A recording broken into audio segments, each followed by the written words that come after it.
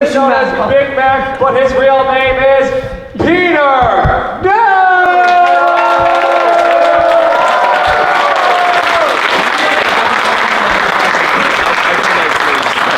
Take the mic, Peter. No. Thank you, and thank you all. Oi, bruv. Oi, bruv. Is she mad? Oh, she's mad. Is this fucking hair product? Excuse me? Is she what? Language. Oh, Language. It is only 11 p.m. It's a family operation.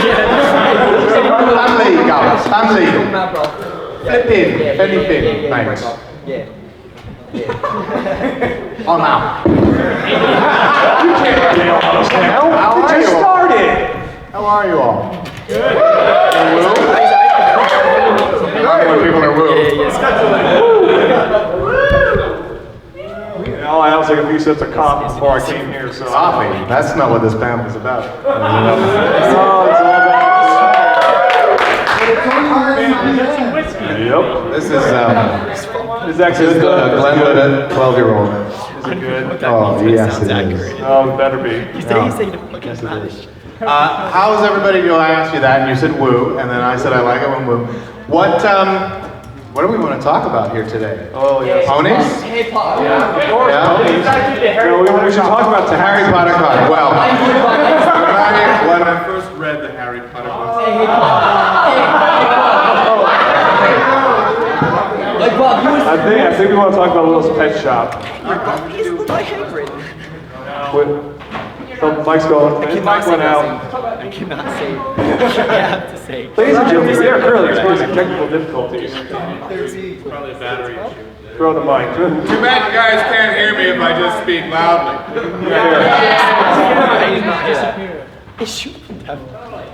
all right. Now I can speak softly. If Dapper Jones, there's a button on the bottom of it. The button, I pressed it by mistake? That's all. The bottom button. He hit the button, people. I didn't know there was a bottom. Well, how many drinks have you had tonight so far? 7. Like, bro, Okay. I don't know. This panel's gonna be interesting, people.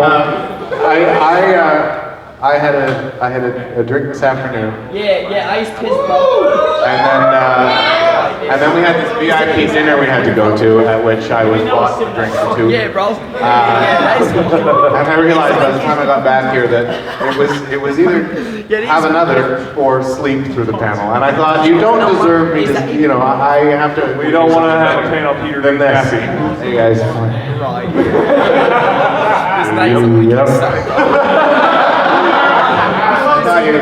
I thought you deserved better. So I'm going to continue to drink while we're Continue to drink, people. For us! I hope this is for you. If I begin to slur, let me know and I'll slow down. I do not know what that is. Let me know. What was that? Yeah, what is it? You You should got a telephone. Hey, is it you? So, Wait, is there internet? What time is it? What is it time? I keep hitting it. I don't know how I do that. I keep giving you my microphone. No. We gotta keep. I didn't doing that. Is that right? Yeah, I think 7 drinks. Now too much. I'm very, very happy to be here. This is only my second time ever in Ohio. Whatever that is. And I really, really like it. Have you seen our weather? Oh, Not yet, but my mother is convinced I'm going to die in a tornado this weekend. Oh, no, you won't have snow, melt, rain, hail, snow again in an hour. Yeah, I believe it. My mom made me Google when tornado season is in various different parts of the states, because I'll be in Houston in a couple of weeks. Oh, see you, problem. See ya. Right. Right, excellent. Whatever that is. Goodbye. Yeah, don't get this panel here. Cool panel. Channeling in your face. Is like, good.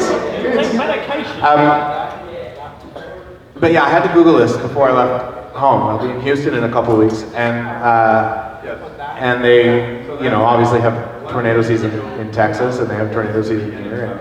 it's earlier in Texas than it is here, as I found out from Googling. But technically, this is right now tornado season in Ohio, as I'm sure any Ohioan. Ohioans? Ohioans. Any Ohioans here know? That is the correct term. So let me ask the locals, how much of a factor is it really? No, I haven't seen a tornado as long as I've been here. I've never seen one. Who has seen more than one tornado in their life in this room? Are you from Ohio? No. Who is from Ohio who has seen more than one? Not in movies. They don't count. Movies don't count. Two? I think something like 2. Two? How many? 3? Did it strike a trailer? How many? 3? Are they as terrifying as I think they probably are? It probably would be. It's a big. Yeah. I sort of think of like, I live in an earthquake zone, right? I live in a place where any second our peace and quiet could just destroy everything, like everything. It could happen really literally, this is what they say, it could happen, we're due, and it could happen any second, or millions of years from now. At some point, In a million years, there's going to be another earthquake. that's what due is for an earthquake. So we live in not really fear, right? But it's also good to have some extra water in the basement. You know what I mean? Oh, yeah. Well, hopefully you're down there already. Oh man, I can't get to my water. But I sort of feel like that's kind of like, that's like, well, whatever. If that happens, it happens, and it happens to everybody, and you know, you're sort of, everybody's stuck.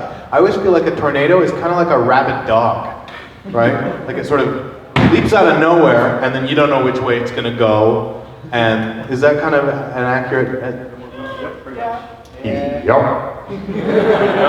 I'm a little bit terrified of that. I think that's all kind of awesome. But I also don't think I'm going to get sucked up into one while I'm here for 3 days. You know, like I feel like. Yeah, don't worry, we got the buildings to protect us. Yeah, that's what I thought. It'll dissipate. So, what do we? Do you guys want to? What is this? Technically, is this a It's a panel? Q&A This is a panel. Q&A. Well, then you got to cue me some A's, I guess. Yeah. Who's got questions for the new? I'm going to start with you in the back here. I'm going to be over. All right. First off, the classic question: who is Best Pony? Big Macintosh. That was just like a complete I'm obvious. surprised there aren't more people here. All right, who's next? As Big Macintosh, best pony. There, you got your hand up second. You always seem to have hats. I've noticed that. Yeah. Do you just have a strange obsession with hats? It's not an obsession so much as I started losing my hair in my 20s. And I realized at a certain point in my life that if I didn't wear a hat in the summer that my head would burn. And if I didn't wear it in the winter that it would freeze. And so I started putting hats on. And then I started wearing hats to BronyCons, and then all of a sudden it's sort of, it's a thing. So why not go with it? Is it bugging anybody?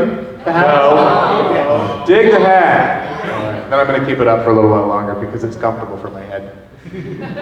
Well, I thought you were going to finish your thought, something about, well, when you first started reading Harry Potter series, and then we all got interrupted by you, so...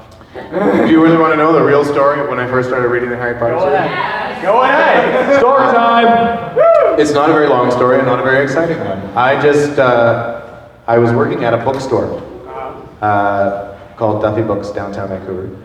And there were a couple of kids' books out, and the woman that I was working with who worked in the kids' section had given me a couple of new books to read in the kids' section that she thought were promising.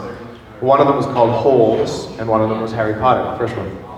And I gave the first chapter of Holes a read, and it sort of gripped me, and I thought, okay, I'll keep reading this book. And I gave the first chapter of Harry Potter a read, and I thought it was a bit cheesy. And so I put Harry Potter down, and I read Holes, and it was nice, it was cute. And then a little while later, I reflected on Harry Potter, and I thought, okay, well, I better read it. Everybody else seems to be reading it, and they certainly are asking about it, but I thought I ought to read it. And of course, chapter 2, I realized there's a lot more going on here than what I had originally thought. And then I was reading book 7 like a week and a half later. You know what I mean? Like it's just like so. It's you know she's a marvelous writer and tremendously captivating. There's a pattern. Yeah. Next. What's your favorite role that you've ever done and why? My favorite role in anything or just in voice? Oh, well, tough question either way, actually. You know, it really is hard to pick a favorite. If I say Big Macintosh, that's a really good candidate. Because it's, first of all, it is really fun. I do love that, you know, this is a character who has a very rich internal dialogue, and yet it's just like one line. Yeah, and that sums it up with a word. So that's really fun. But then at the same time, if I look at Sunil, say, from Littlest Pet Shop, who's also a candidate, he's so much fun to do because he's so talkative and screamy and all over the map, and it's really fun to just play with all those different vocal levels. So it's really hard for me to pick because just those two are such different things. But then I also like, you know, I've played eye demons and cat demons and things. And those are, I don't know, everything is really fun. It's so hard to choose. What's your favorite moment as Big Macintosh?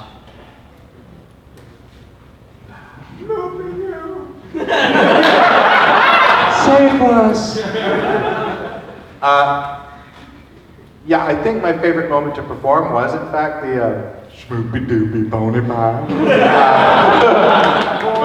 He said it. I think that's 5 actually now. We're at 5 for the Schmoopies. 5 people, we're at 5. 5. Take a shot every time you Take another drink. Check. Okay. But then my favorite moment, I think, in terms of the writing, which I also find really appealing, is the switcheroo they did with Applejack. I thought that was a good part. I'll agree. I thought that was an absolutely brilliant little piece of writing to have her get so angry that she clams up and me get so angry that I burst. And I thought, that's such great character writing, because it would have been so easy just to have that be the other way around, like always. And I thought that was brilliant. So I was very excited to read that in the script. What is your record for schmoochy doos during like conventions and stuff? Well, this is the most, the best we've ever kept track. I know there's been more than 5. I think we've had around like 13 or 15. But we have 5 confirmed people. 5 confirmed, and I've been counting from the beginning at this con, and I'm keen to see where we end up. I have a feeling we're going to break the record. Which is what? 13. 13.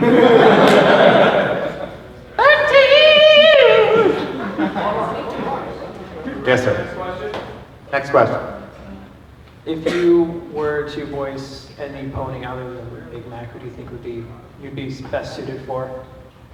Do you mean something that somebody else is already voicing, or some pony that does not exist yet? So something that someone else already has a job doing.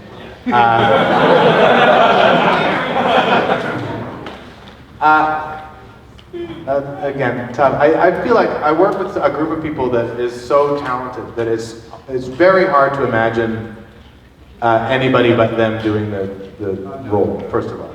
It's, you know, sometimes I think I really have this down, I'm going to go and I'm going to throw down an audition for whatever, Iron Will, say. And then, hey, maybe that's why that's on my mind. But then you get there and you hear Trevor Duvall doing it and you're like, oh yeah, that's right.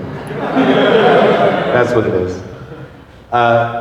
So it's really tough to, because then I feel like I'm putting myself in a position where I have to actually come up with a voice. What would I do if I were Iron Will? And then it's just not going to be as good. I would love conceptually, in an academic world, I would do any of them happily. But the reality of it is that their casting is so sharp. They know when they want. You know, sometimes they bring me in now without auditioning for me. They just know that I'll do a thing and they'll bring me in for it, which is really awesome. But yeah, I really can't put myself in that position. I'd love to do one of them. So you're drinking right now. What is your favorite drink? This is a Glenlivet 12-year, which is reasonably good. But it's probably the best they have at the bar here. But I would prefer perhaps an Macintosh or a Macallan 14. Yeah, no, don't do that. We're due. Well, you're gonna get a lot of free alcohol too, right? How did you get your start in the entertainment business, and then do you have any tips for being successful for a voice actor? Good question, thank you. I always knew it was what I wanted, right from the get-go. When I was a little kid, I was doing voices, and I had a menagerie of characters that I took with me on family trips and things, and it was just always there. It was always present. So I always knew that something around acting, right? It wasn't as specific as voice work, but I always knew there was going to be something. So how I got into it was just by doing it relentlessly. You know, just not stopping, finding audiences.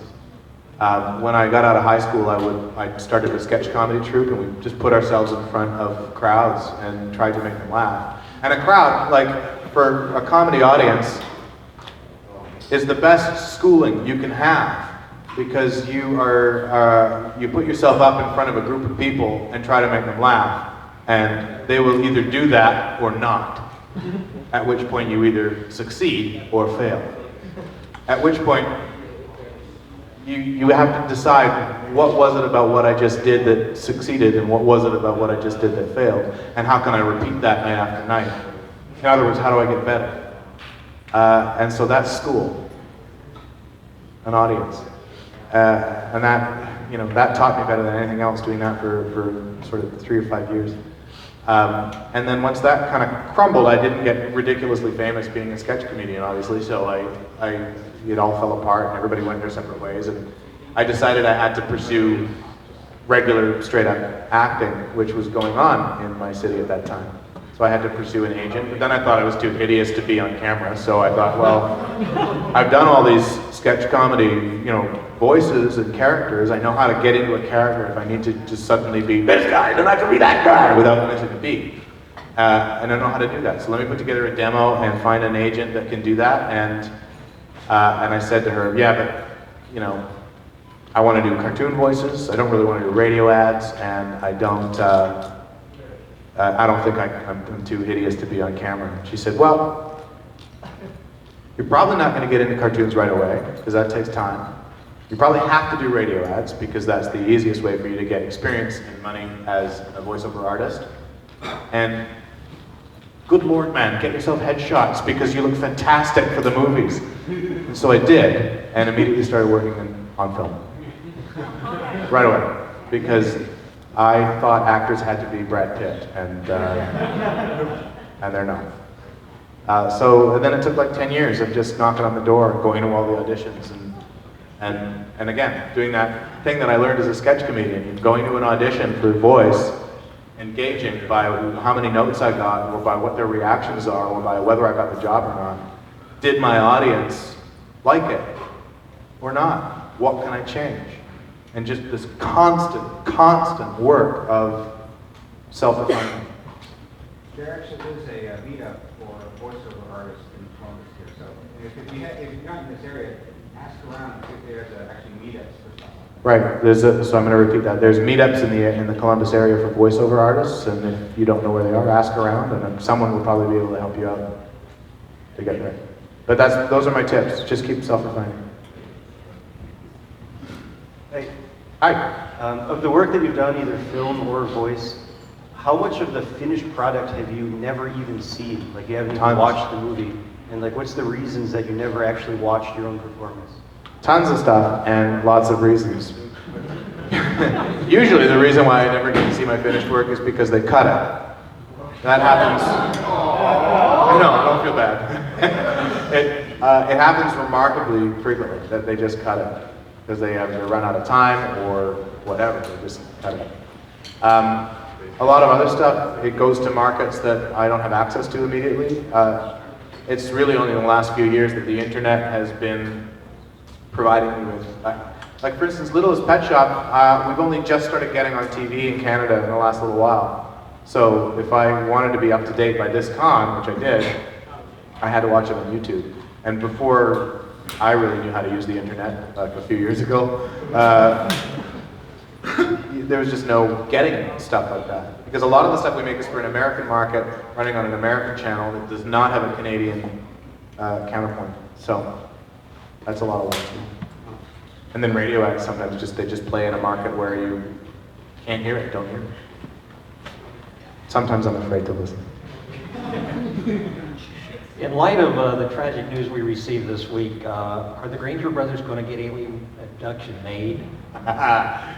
I expect yes, but they have been silent. Does everybody know what we're talking about when we're talking about the Granger brothers? Okay. Please explain. In February of this year, a new company called Cinecoup, C-I-N-E, like cinema, coup, C-O-U-P, like overthrow. Cinecoup asked Canadian filmmakers for trailers for movies that you might want to make. So my friends, Matt and Mikey Granger, put together a trailer for a film called Alien Abduction, where I play an alien who has been abducting a guy named Dave, played by a good friend of mine, Patrick Gilmore. I've been abducting Dave for 30 years because Dave has been selected by my alien race to represent all of humanity, and if we judge you to have failed whatever standard we have set for you, then we are going to destroy the earth and repopulate it ourselves. Problem is, Dave is a loser. So one night, just before his 30th birthday, which is our arbitration day, Dave abducts me. Hence alien abduction. The alien is abducted. So I get tied to a chair, I put in a garage, and he asks me a series of questions, and then I escape, and then the movie goes from there. 90 filmmakers submitted trailers. There were all sorts of different things, fan votes and stuff over the months that cut the field. We first got cut down to 60, so we were in the top 60 out of 90, pretty good. Then it cut to 40, and then it cut to 15, and then it cut to 10, and then it cut to 5.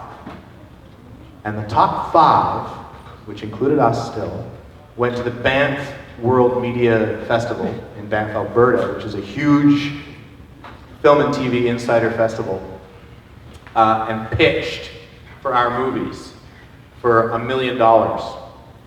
The winner got $1 million to go and help make your movie, which is sweet. And we lost. Oh. Yeah. But the guys that won, they had a sweet, they had a great idea. Their movie is called Wolf Cop. Elaborate, please. Their movie is called Wolf Cop, and you know how long it took me to sum up my movie? Theirs is this. It's Dirty Harry, only hairier.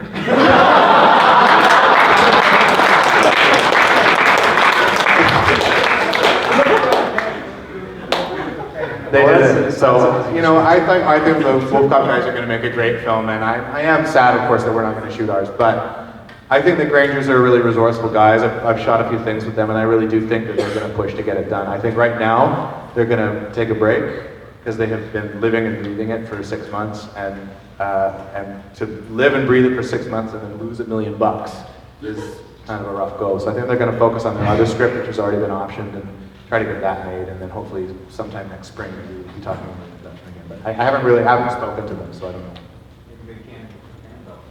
It would be a good candidate for fan build, actually. I should mention that, wasn't it? Hi. Hi. Like right now, is there any kind of role that you would like to do? Like maybe from an existing thing? You know, like... Doctor Who's up for grabs, Give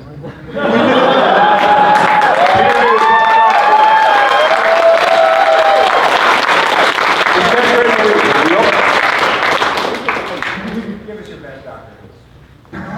Yeah, give us a doctor. Try a doctor. Nope. You'll have to wait and see it on the BBC.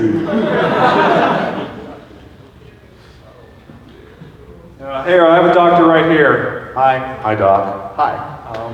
Yeah, my Doctor Who's gonna be maybe like, He's the 10th doctor. What's one of the weirdest or creepiest voices you can do? Creepier.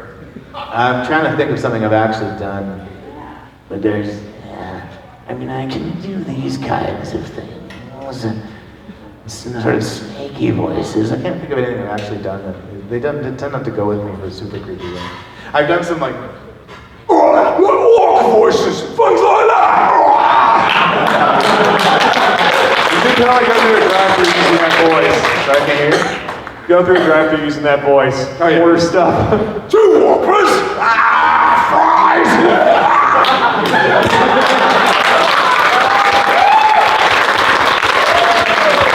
Then you can clearly give them more than pay for your stuff. How much? How much?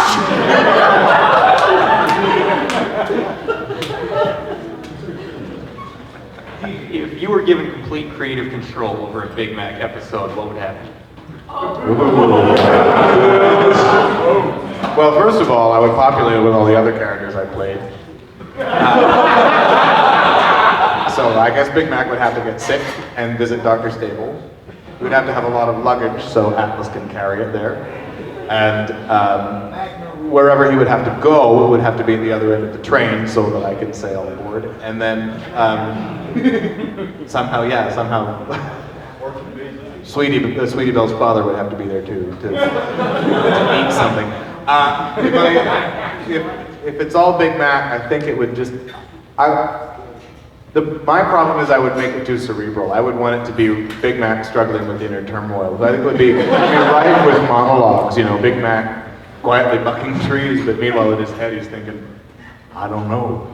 Should I buck the tree? I've bucked trees for years and years now. What if I didn't buck the tree? Would the world end? Nope. You know, and then he's saying.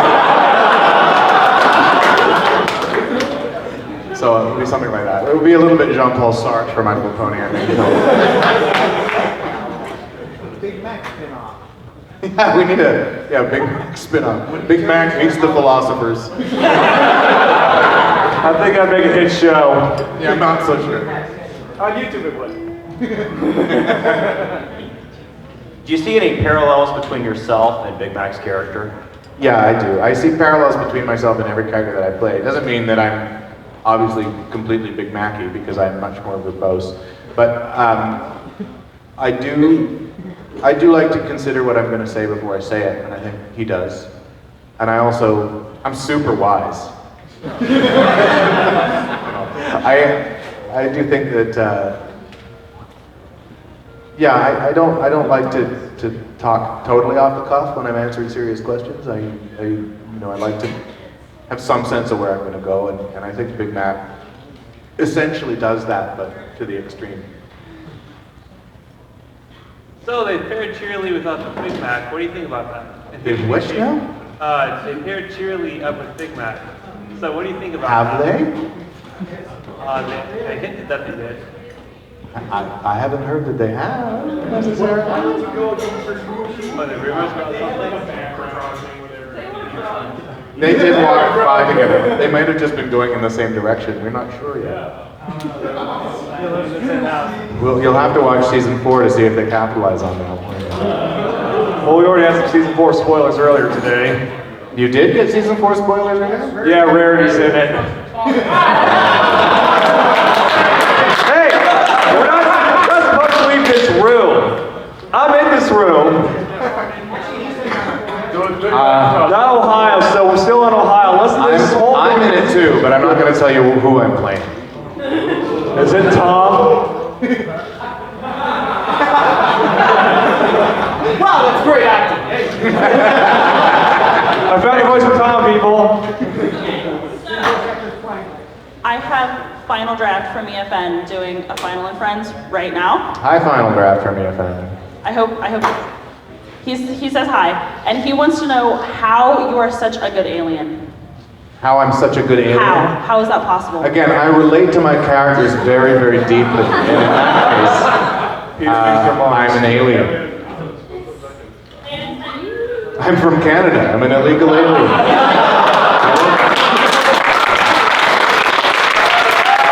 No, I'm legal. Sorry. They did let me in. I'm a legal alien. Sorry.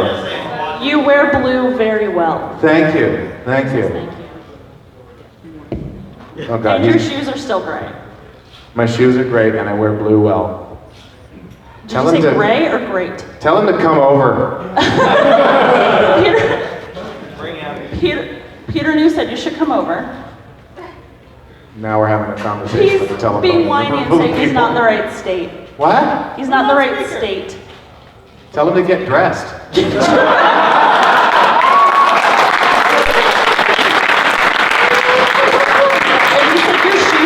Gray, not great. I think you have great shoes. Put them on speaker. I don't have any gray shoes. No, I do have gray Hold shoes. on, we're doing video. Hold on, hold.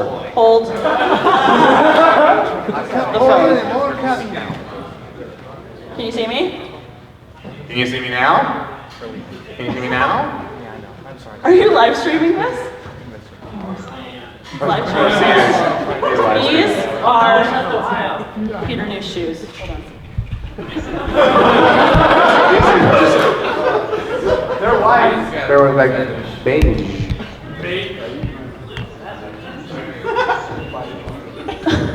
They're green.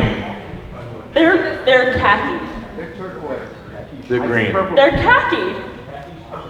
I'm not gonna sit here and argue about my shoes. He is wearing a fly hat, though. My shoes are the same And color this as and my this shorts. is the fall of EFN because this is their live stream for Is this Trotcon. Hi, Trotcon fans.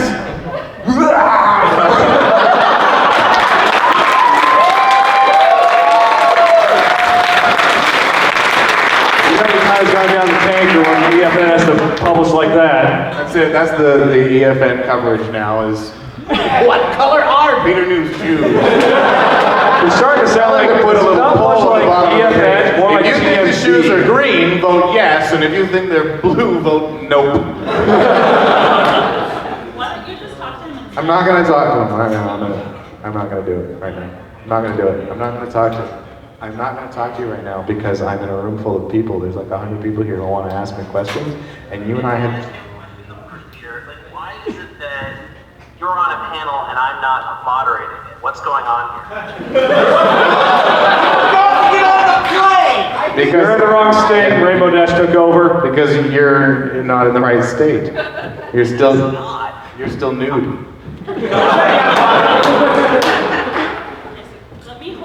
No. This is it. This is how it's gonna happen. You have one more question for me, and then I have to talk to actual people who actually bothered to come to Ohio.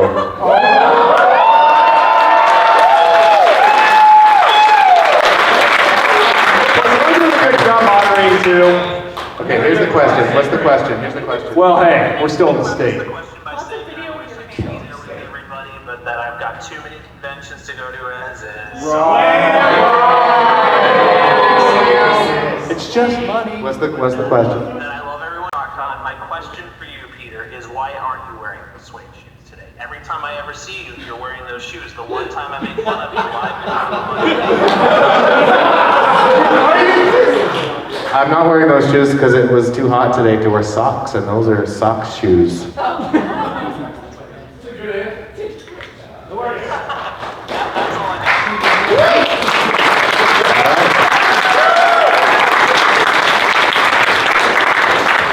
All right.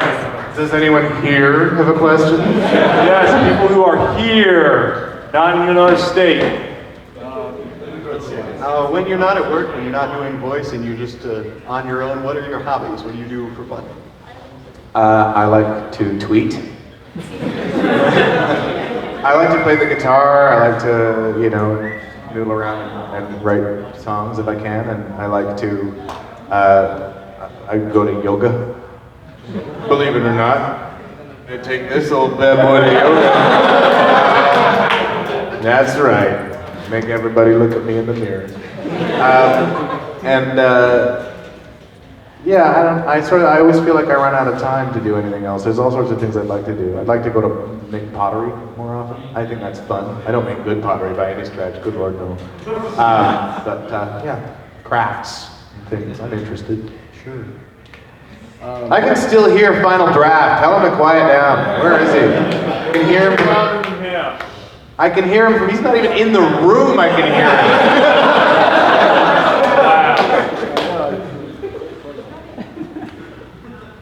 All right, well, can we have this guy's question and answer? We'll just ignore him. Yeah, I'm ignoring him now. So weren't you on Fringe? I was on Fringe, yeah. Like, as a doorman, right? I was a doorman on Fringe in the episode called 5B. And I'm also in that season's blooper reel on the DVD. Which is actually kind of a feather in my cap, I must say. Find that scene, people. We must find it. All right, I got one over here. Since you play the guitar, I'm just kind of curious, what kind of artists or bands you like? I like very much. I like a Canadian band called the Rio Statics, even though they're no longer together. I like They Might Be Giants an awful lot. I saw them live on Tuesday night in Vancouver. It's actually kind of strange to me that I saw They Might Be Giants from New York in Vancouver, and now I'm in Columbus talking about it. I love the modern day. I like, but I also like a lot of other things like techno. Or some techno. I like Underworld quite a bit. And, Are you gonna come for the rave? Yeah. There's no rave without Big Mac. It's a 24-hour con. I'm not sleeping. Like I said earlier, this convention never sleeps. That's right. Nope. Sleep is for the weak. Start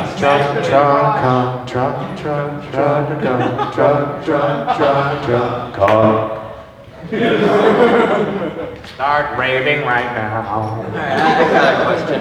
How does Drew feel about you stealing his catchphrase? How does who feel about me? How does Andrew Francis feel about you stealing his catchphrase? That's right. Which catchphrase did I steal of his? That's right. That's right. That's right. He feels good about it, I bet. That's right. I don't know. This is the thing, right? We were talking a little bit about this before. I feel like ultimately all of us can do, to a certain degree, we can all kind of do each other's voices, right? So, I don't know how he feels about it. Maybe I'll just take it and it'll be mine. He doesn't have to come to conventions anymore. That's right. I'm Andrew Francis. Wiley!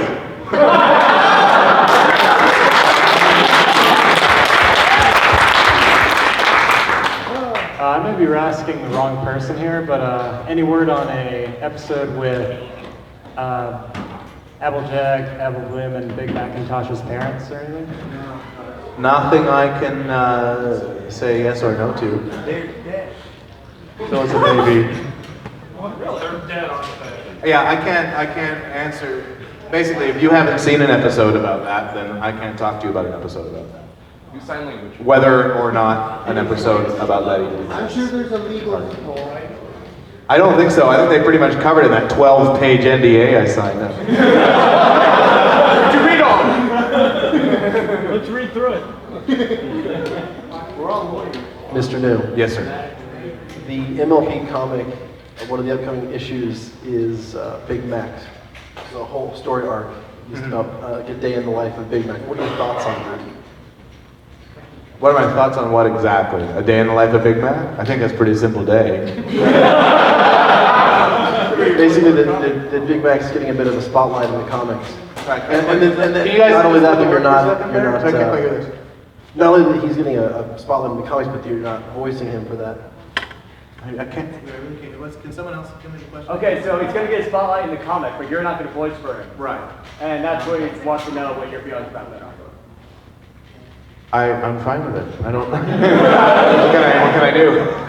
Push for an audiobook. Thank you, guys. Push for an audio. Push for an audio version. Yeah, no, I don't know if I have a lot of sway actually.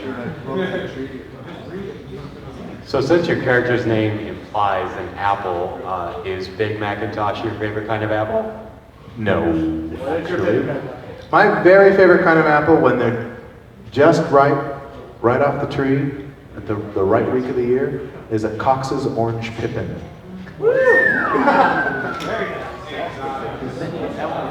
Failing that, a Brayburn usually does the trick.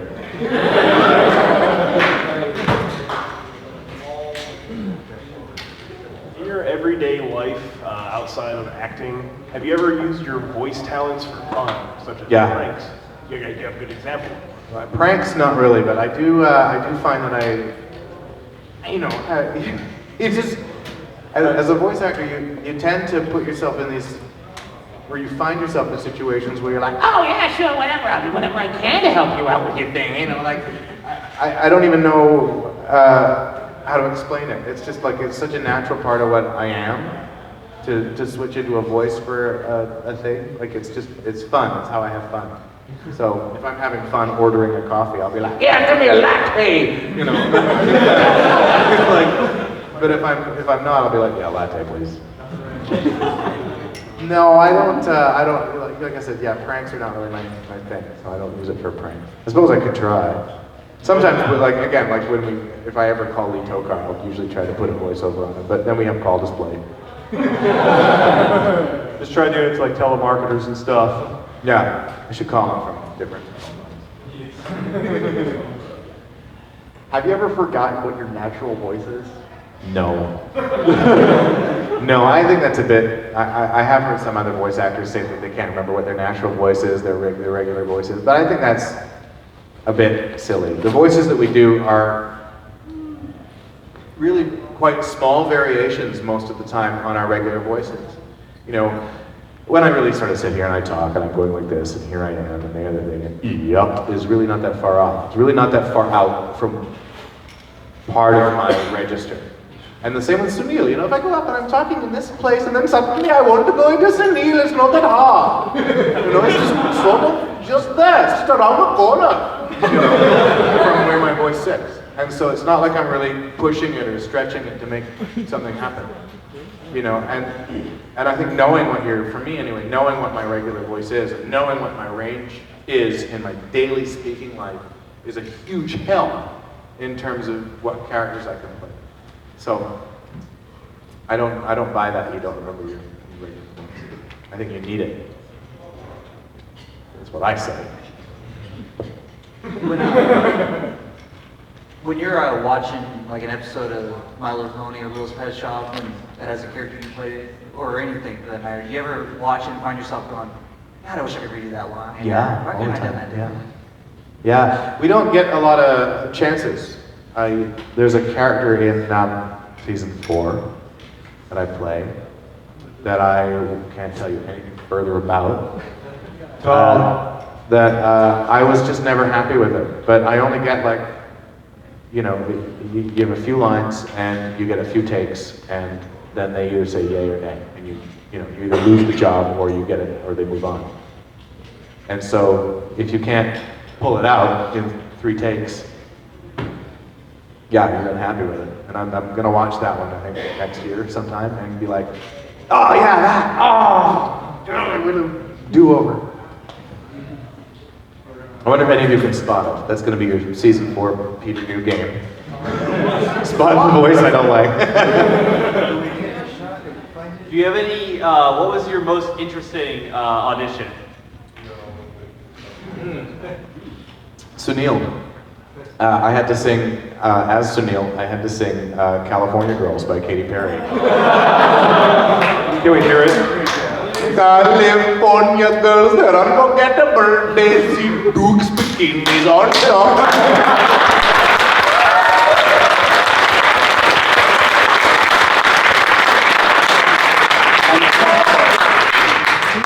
Do you have any like regiments or anything whenever you're starting to lose your voice or anything that you can kind of fix it when you're actually doing stuff and the DA stuff? I try not to get sick, but if I do, Oil of oregano helps. Some zinc helps. Orange juice helps. There's certain tricks you can do too, like our microphones are hanging like this in front of us, right? And we're standing. And normally you're just standing normally in your microphone. But if you're feeling congested or whatever in your throat, if you stand a little further back and then stick your throat out and then try to do the same voice, it takes a lot of the sort of snot sound out of your mouth. So if that happens, that's one of the tricks you can do. There's all sorts of little things like that that you can do. I really very much try not to get sick, because really if you're really sick, you just can't go to work. How long have you played the acoustic? You said you played the guitar? Yeah, how long have you been playing? Well, I'm self-taught, and I think I got my first guitar when I was probably 20 years ago. Oh, that's really cool. Yeah. Is there any songs you really know very well to play? Or? A few, yeah. Yeah, a couple, yeah. You know, like, I don't know.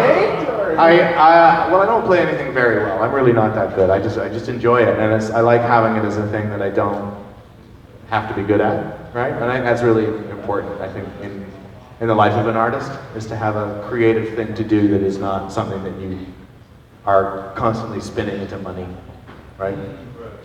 I think you need to have an outlet. So I can play Me and Julio Down by the Schoolyard. I can play there's a Ben Folds song, I don't remember the name of it. I can play anything like that. I don't really know.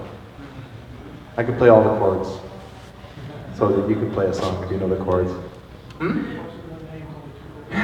then I can probably play it. Any other questions? I see one. What is your question? Of all the characters in MLP, who's your favorite voice actor to work with and why? Ooh, I don't want to. Oh, easy question. Well, you know, everybody is awesome to work with. First of all, let me press you that by saying I really do, and there's no bad egg in the bunch. Everybody is a joy to work with. I love watching Ashley or Andrea switch between characters, especially when they have conversations with themselves. That's always entertaining. Tabitha is ridiculous to watch. She's fantastic because she's, you know, again, same thing a lot of the time. She's so versatile. Right around the room, it's like that. But I think ultimately, Michelle Creeper, because we goof off. We invented in Miami. It's been going on. We were in Miami in January, and she and I were sitting in the hotel lobby waiting for a ride to come and pick us up to take us somewhere, and she just started talking to me about nonsense. Right? She just said, "Hey, you know, that scotch you're drinking, that was invented by Lord Pilo."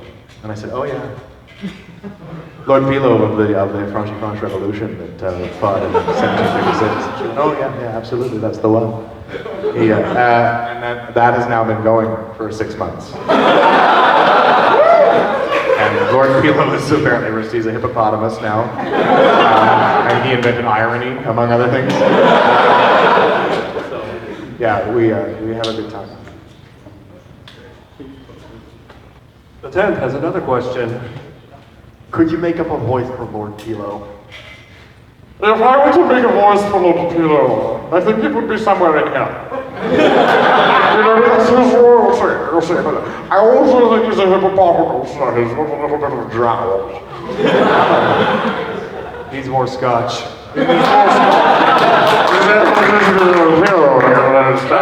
Sketch. Simple question. Favorite color? Sorry? Favorite color? I am too. Look at me, for goodness sake. I think his favorite color is rainbow. You see my brand new belt? It's rainbow, so you like my tail. Yeah, I do. My tail. I don't know how you pick a favorite color. I have things that, like, there are certain things I don't like yellow cars, right? But I really like yellow sunflowers. So how do you pick? I have red sunflowers in my yard. They're red sunflowers. Do you take care of them, or does somebody else take care of them? I do. Oh. I'm not that amazingly wealthy. All right. I'm a whiskey enthusiast myself, so I was just wondering, what's your favorite scotch? I am still really trying to drink every single one of them before I decide.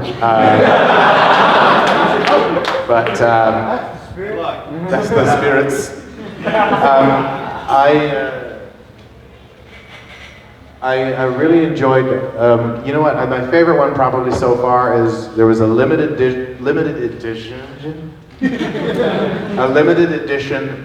Chardonnay cask from Edrouard, which I thought was tremendous. And I'm not a lover of Chardonnay, but somehow that edge of the white wine on the back end of the scotch was really, really, really good. If you can find it, I'd love it. Limited edition.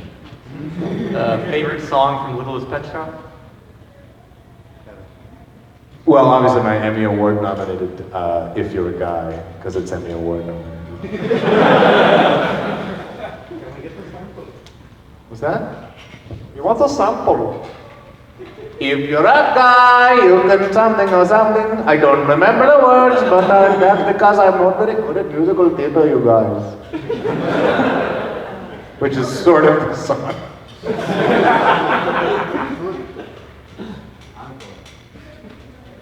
In your stylish new trousers. I tell you.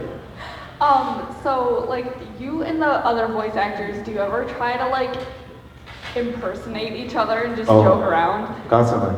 Yeah. Constantly. Yeah. Basically, this is my experience of auditioning for voice is you go into the waiting room, somebody's in the studio doing their thing, whatever, and you go into the waiting room and there's a couple of voice actors sitting around and they're probably talking to each other like this or something, and they're just going on, saying hello, how are you, whatever, look at this script is crazy, right? And you come in and you're like, oh yeah, hey, can I have a script because I want to know if it's as crazy as you say. And they go, sure, you look at it, it's crazy, and you look and you go crazy. We're going, look at the crazy coffee maker or whatever, and then somebody goes, well yes, it's awfully crazy, isn't it? Well, let's move on to this. And then goes, oh yes, pip, what? And then somebody else comes in and goes, oh, Pip, we're doing crazy coffee maker now, are we? Well, hello, nice to see you. And then, and then it shifts again. It just keeps mutating and mutating and mutating. And so you're always constantly sort of weirdly one-upping each other. So, but it's fun.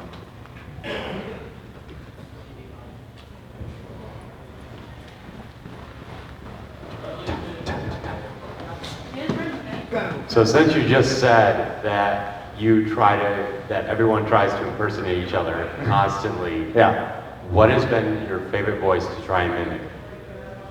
Trevor Duvall! I love to do Trevor. I'd like to do. I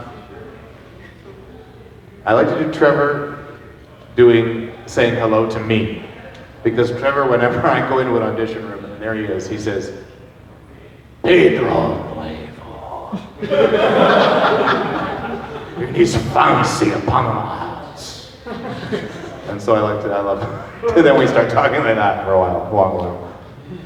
What is this heart of which you speak? Trevor Levar. So, have you beat any of the video games that you voiced for? Have I played any of them? Yeah, have you played any video games? Not really, actually, no. I'd like to, but I just have never somehow managed to never come across that opportunity, which is too bad. I was very excited. My very first voice job was for Need for Speed 4. I think it was Need for Speed 4. Hot Pursuit. And I was a cop. And basically, they just gave me this list of numbers with the word dispatch next to them. I remember going like, my job was to sit there in the studio saying, 24 dispatch, 67 dispatch, 19 dispatch, 2 dispatch. And I just remember this cross-eyed moment where I was like, am I saying the word dispatch even remotely correctly anymore? Yeah. But I never had to play that game, it was too bad. Because I would like to chase myself. Who, in your opinion, does the best impersonation of you? I don't know. People tend not to really do impersonations of me in front of me. But I'm open to them. There are some people that just have a real way of speaking that you just kind of go, oh well, that's Michael Adams' way is his thing, and he does this, and he's sort of out, that's the way that he speaks. And then, Italy Tokai, he's up here in the morning, and this is the, he's and Andrew Francis, yes, that's right. I don't really know what I do, there must be something. There's something, I'm sure, that behind my back, they're all like, hey, Peter New, he does this Peter New thing, Peter Newing. But I don't know what it is. They never do it to my face. One day they will. Yeah, perhaps tomorrow in the fan bill panel, we'll impersonate each other. Do your best impersonation of Guilford Godfrey. Gilbert Gottfried! It's been a long time. It's been way too long since I've listened to him. Oh my gosh. The thing with... no, I can't do it. I don't have it right now. Think of the parrot from Aladdin. The parrot! Iago from Aladdin! I'm just shouting. I don't know. I don't play that.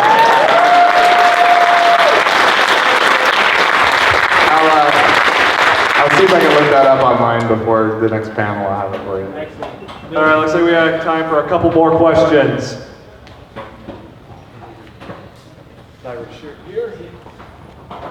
Have you ever had a job you got paid for that later on you regretted doing? Ooh. Washing dishes in a restaurant?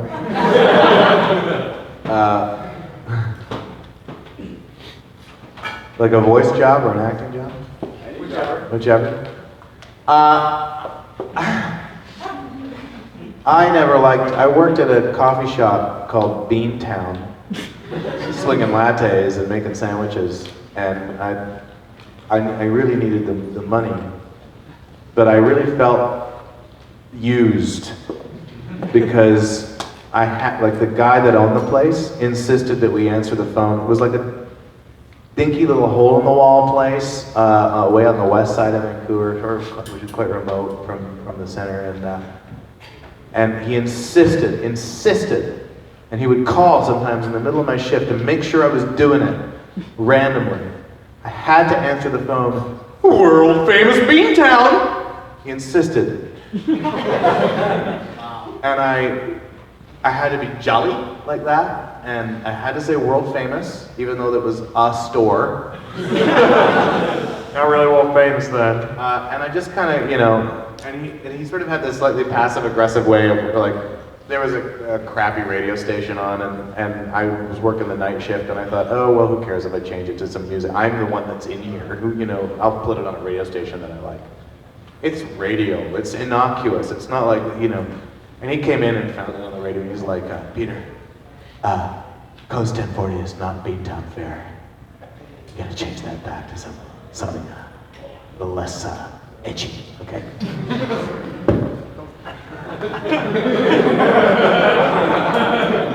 How's that place doing, by the way? Closed.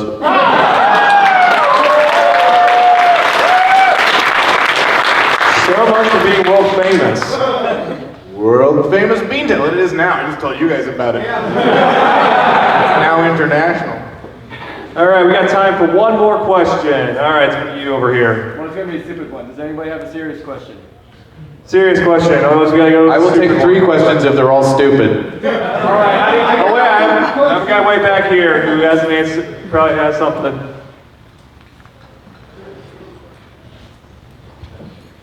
I got a interesting question. Aside from us, what has the best fandom of anything that you've done been? This is it. He loves us! Yeah, well, I know there's a fringe fandom, but they don't care. I'm a doorman. They don't care. There's probably a Dead Like Me fandom, but I'm just the cross-eyed guy in the microwave. They don't care. Right? Most of what I have done has been, Here's an example of my life story. And don't get me wrong, because I'm extremely grateful. I've lived a very nice life so far, and I expect it. I hope that it continues. But I was in Agent Cody Banks,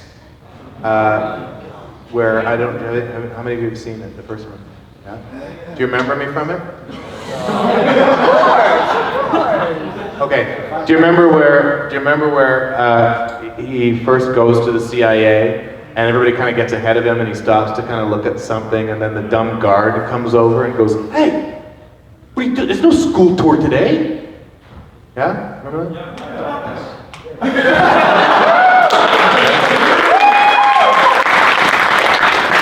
Now I'll also ask you, do you remember there was a Veronica Miles, Angie Harmon's character, was in a surveillance van of some kind, or a couple of other guys in the surveillance van, right? So me and one of the guys from the surveillance van both got a job on Scooby-Doo 2 Monsters Unleashed. The audition was basically, you have to be a fan of Daphne. And what you're going to do is, they're going to tattoo Sarah Michelle Gellar's face on your chest, and which I still have. No, it was makeup. And you have to, lift your shirt up over your head and say this line and be really super excited. And so we went into the audition. I did it, and then clearly they liked me. And then Chris Goche, who played with the van guy, and Cody Banks went in and did it, and they liked him. And this has never happened before or since in the history of Hollywood, I think. They liked us both so much and could not decide, and so they just cast us. The two of us, to speak in unison. Which we did, and it was very fun. But my first day on set, I'm standing next to Chris, and the director from Scooby-Doo 2 comes over to us, and he says, "Oh, hey guys, hey, how you doing?" And he takes Chris's hand and he goes, "Hey, great work in Agent Cody Banks. I really, you were fantastic in that movie." And he goes, "Oh, thank you, thanks very much. It's really good to hear." And there's this beat, and he goes, "Peter was in that movie too." And the director goes, "Yeah." Give it up for Peter New, everybody.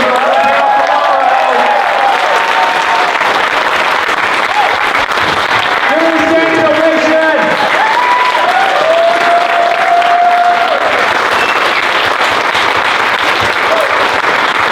You guys are